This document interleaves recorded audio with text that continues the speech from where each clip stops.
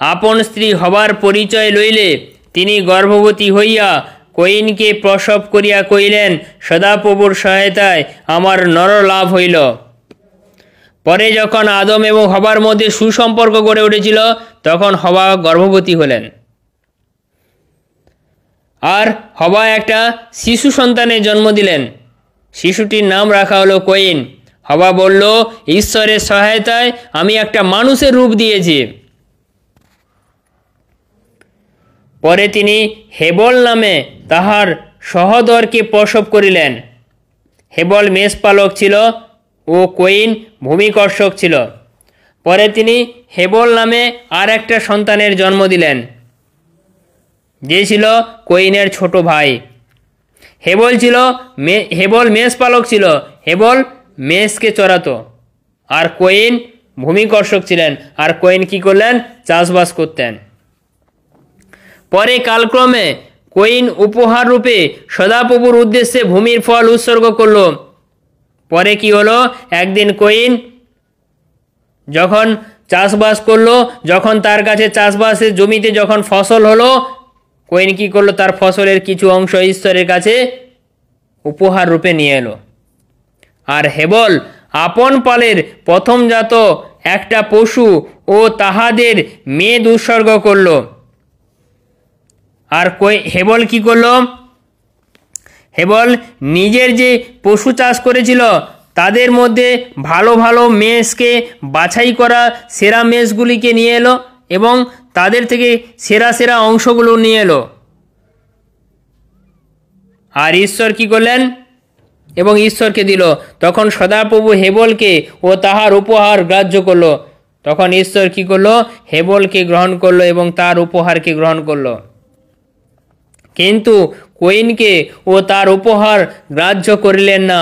এই নিমিত্ত কইন অতিশয় ক্রুদ্ধ হইল, তাহার মুখ বিষণ্ণ হইল। কিন্তু কইন এবং কইনের উপহারকে ঈশ্বর গ্রহণ করল না। সেই জন্য কইন কি করলো? ক্রুদ্ধ হয়ে গেল। কইন রেগে গেছে এবং তার মুখ বিষণ্ণ হলো এবং তার মুখ দুঃখে ভরে গেল। তাহাতে সদাপ্রভু কইনকে কইলেন, তুমি কেন ক্রোধ করিয়াছ? তোমার মুখ কেন বিষণ্ণ হইয়াছে? ঈশ্বর কইনকে বলল, তুমি কেন রাগ করছো? তোমার মুখ কেন দুঃখে ভরে গেছে? তুমি কেন দুঃখী হয়ে গেছো? যদি সদাচরণ করো তবে কি গ্রাহ্য হইবে না? ঈশ্বর কইনকে বলল, তুমি যদি সৎ আচরণ করো, তুমি যদি সৎ স্বভাবের হও, তাহলে কি তোমার উপহার গ্রহণ করা হবে না? তোমার উপহার অবশ্যই গ্রহণ করা হবে। ঈশ্বর কইনকে বলল, আর যদি সদাচরণ না করো তবে পাপ দ্বারে গুঁড়ি মারিয়া রইয়াছ। ঈশ্বর বলল কইনকে, যদি তুমি সদাচরণ না করো তাহলে তুমি পাপের দ্বারে, পাপ তোমার হৃদয়ের মধ্যে রয়েছে। পাপের দ্বারে গুঁড়ি মারিয়াছ মানে কি? পাপ তোমার হৃদয়ের মধ্যে রয়েছে। তোমার প্রতি তাহার বাসনা থাকিবে এবং তুমি তাহার ওপরে কর্তৃত্ব করবে। বলছে পাপ তোমার মধ্যে থাকবে এবং তুমি পাপের ওপরে কর্তৃত্ব করবে। পাপ তোমার মধ্যে থাকবে আর তুমিও পাপের ওপরে কর্তৃত্ব করবে। ঈশ্বর বলছে তুমি যদি সদাচরণ করো তাহলে তোমার উপহার গ্রহণ করা হবে। তোমার উপহার ঈশ্বর গ্রহণ করবে। আর কইন আপন ভ্রাতা হেবলের সহিত কথোপকথন করিল। তখন কইন কি করলো? ঈশ্বরের কথা আর শুনল না। কইন কি করলো? পাপের পথে চলতে শুরু করলো এবং তার ভ্রাতা হেবলকে মারার জন্য প্ল্যান শুরু করলো। একদিন কি হলো? আপন ভ্রাতা হেবলের সঙ্গে তিনি কথা বলছেন। কইন কথোপকথন করলো এবং পরে তাহারা ক্ষেত্রে গেলে কইন আপন ভ্রাতা হেবলের বিরুদ্ধে উঠিয়া তাহাকে বধ করলো। এবং যখন তারা দুজনে মিলে মাঠে গেল, মাঠে গিয়ে কি হলো?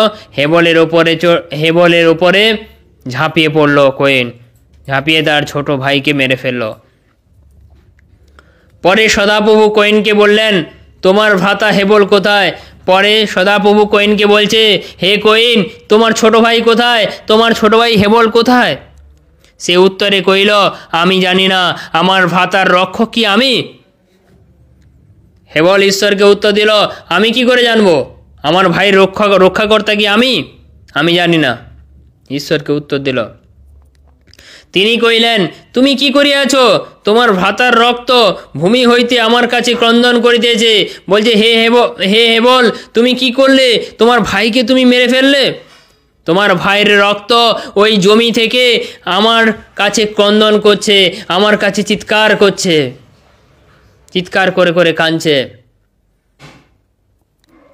আর এখন যে ভূমি তোমার হস্ত হইতে তোমার ভ্রাতার রক্ত গ্রহণার্থে আপন মুখ খুলিয়াছে, সেই ভূমিতে তুমি শাপগ্রস্ত হইলে।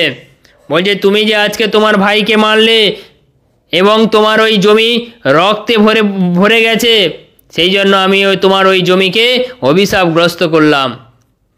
ভূমিতে কৃষিকর্ম করিলেও তাহা আপন শক্তি দিয়া তোমার সেবা আর করিবে না।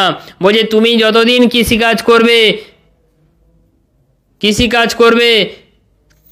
কিন্তু ফসল উৎপন্ন করবে, কিন্তু সেগুলো কোনো লাভদায়ক হবে না তোমার জীবনে।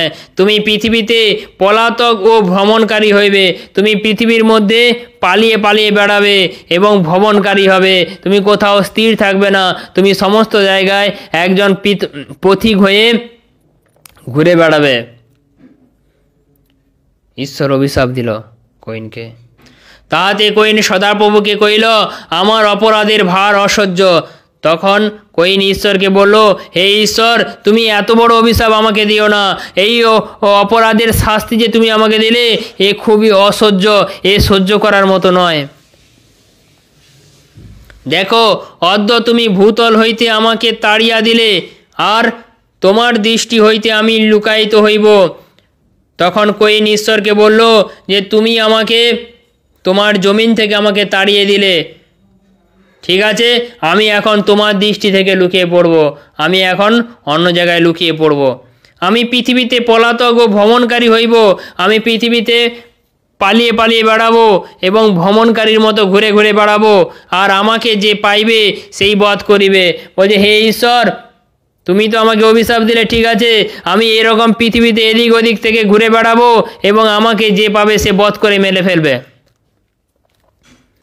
তাহাতে সদাপ্রভু তাহাকে কইলেন, এই জন্য কইনকে সে বধ করিবে, সে 7 গুণ প্রতিফল পাইবে।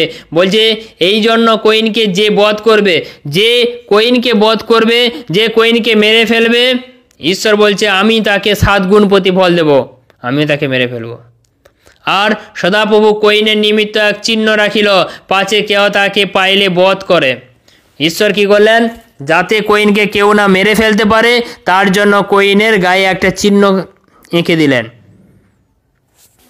যাতে ওই চিহ্ন দেখলে কেউ না কইনকে মারে, বধ না করে ফেলতে পারে। সেই জন্য ঈশ্বর কি করলেন? তার গায়ে একটা চিহ্ন রাখলেন। পরে কইন সদাপ্রভুর সাক্ষাৎ হইতে প্রস্থান করিয়া এদনের পূর্ব দিকে নোদ দেশে বাস করিল। পরে কইন সদাপ্রভুর সামনে থেকে চলে গেলেন এবং তিনি এদন উদ্যানের পূর্ব দিকে নোদ দেশে বসবাস করতে শুরু করলেন।